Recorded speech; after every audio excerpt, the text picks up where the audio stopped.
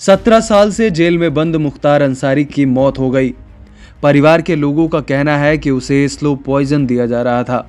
क्या सच है, क्या झूठ? उसकी मौत नेचुरल थी या एक साजिश?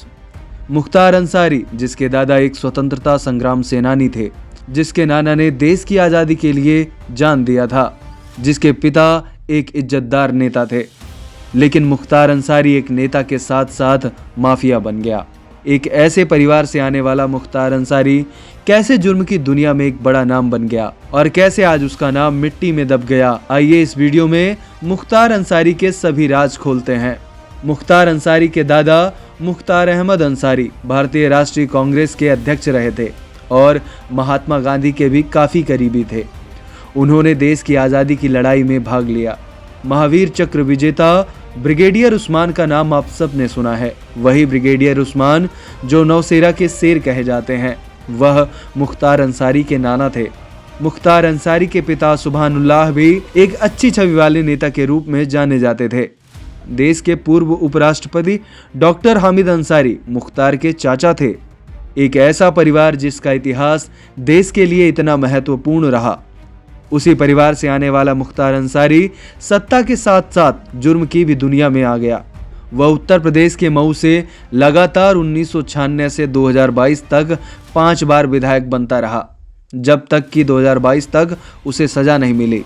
लेकिन 2005 में ही वह सलाखों के पीछे पहुंच गया था, पर जेल के अंदर से भी वह राजनीति और जुर्म दोनों में ही बना रहा। आज के समय में मऊ से मुख्तार अंसारी का बेटा ही अब्बास अंसारी विधायक है। इसके खिलाफ भी बहुत से मुकदमे दर्ज हैं।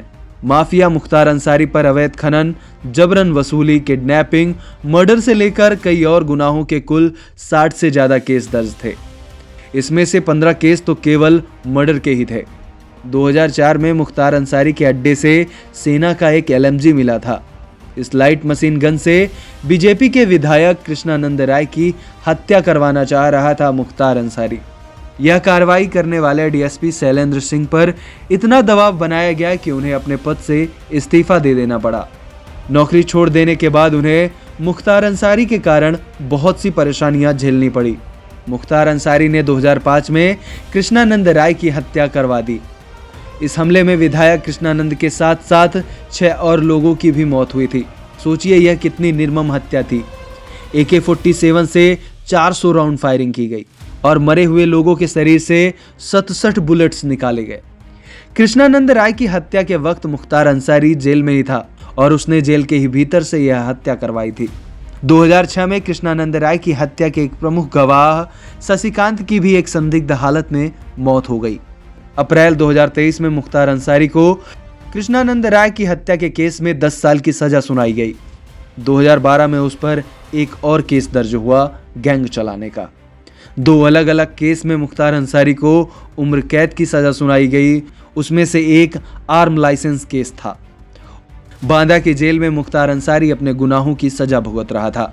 बीते कुछ दिनों से उसकी तबीयत खराब चल रही थी और उसने रोजा भी रखा था। एक बार 26 तारीख को उसकी तबीयत खराब हुई और फिर 28 तारीख को रोजा खोलने के बाद वह बेहोश हो गया। बेहोशी की हालत में उसे बांदा के ही रानी दुर्गावती मेडिकल कॉलेज में भर्ती कराया गया, लेकिन उसे बचाया नहीं जा सका। परिवार के लोगों ने स्लो पॉइजन देने की बात कही, लेकिन कहीं से भी यह बात साबित नहीं हुई। कार्डियक अरेस्ट ने मुख्तार अंसारी के गुनाहों के कदमों को रोक दिया और इस तरह से कई लोगों की जिंदगी खत्म करने वाला एक माफिया मौत की नींद सो गया। आप लोगों का इस घटनाक्रम में क्या कहना है, कमेंट में जरूर लिखें।